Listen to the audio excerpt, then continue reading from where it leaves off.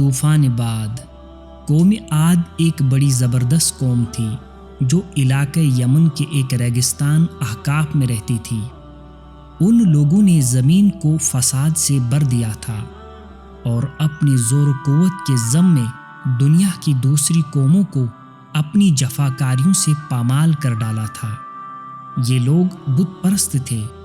اللہ تعالیٰ نے ان کی ہدایت کے لیے حضرت ہود علیہ السلام کو مبعوث فرمایا۔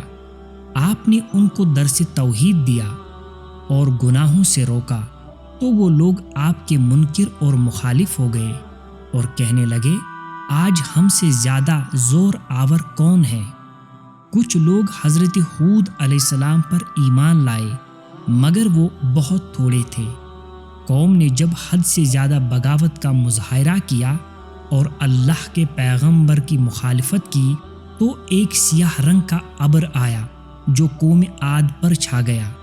وہ لوگ دیکھ کر خوش ہوئے کہ پانی کی ضرورت ہے، اس سے پانی خوب برسے گا، مگر اس میں سے ایک ہوا چلی، وہ اس شدت سے چلی کہ اونٹوں اور آدمیوں کو اڑا اڑا کر کہیں سے کہیں لے جاتی تھی۔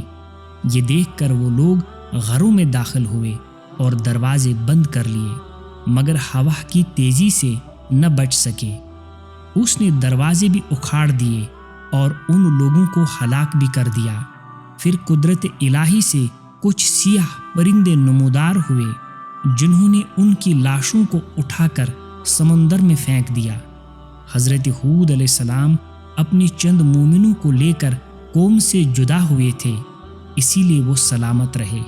خدا سے بغاوت اور اس کے رسول کی نافرمانی کا ایک نتیجہ یہ بھی ہے کہ یہ عناصر اربع، مٹی، پانی، آگ اور ہوا بھی ہمارے لیے عذاب بن جاتے ہیں۔